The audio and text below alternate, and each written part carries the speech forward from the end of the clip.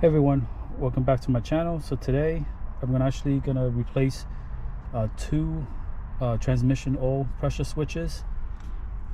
This is the first one.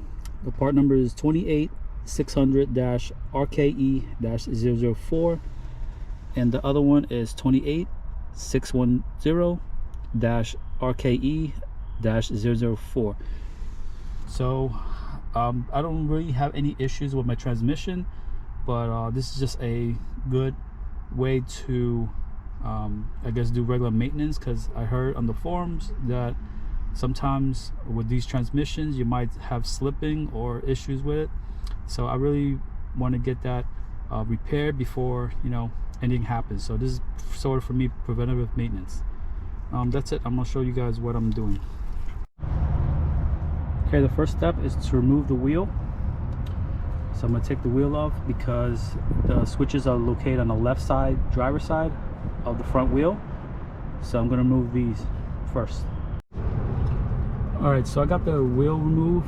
So the switches are located on the wheel well, and you have to remove this plastic trim piece right here, and it's located right behind this piece right here. You have to take that out, and the switches are like right behind. So I'm going to remove this part right here and to get to it. Alright, so the first step is to remove this bolt right here. So this is a 10 millimeter, and you have to unclip this one up here and unclip this one right here on the side.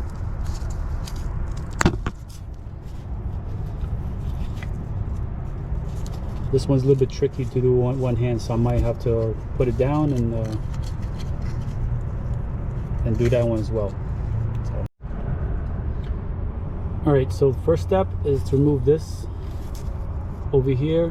I actually use a wrench to crack it open, and this is the first one that you need to loosen. And the second one is right there. You just have to use a wrench to crack it open as well, and just replace it. And that's about it. So you just replace it with the new parts. It's fairly simple to do.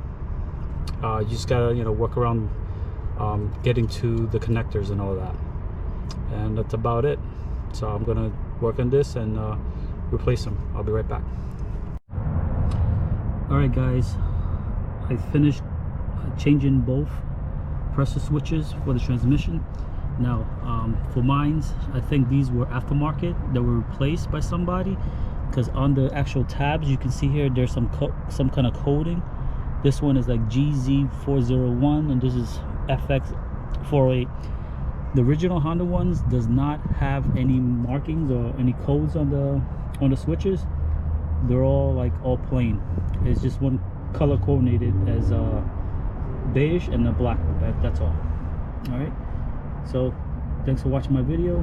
Hope you like and subscribe to my channel, and I'll see you in the next one.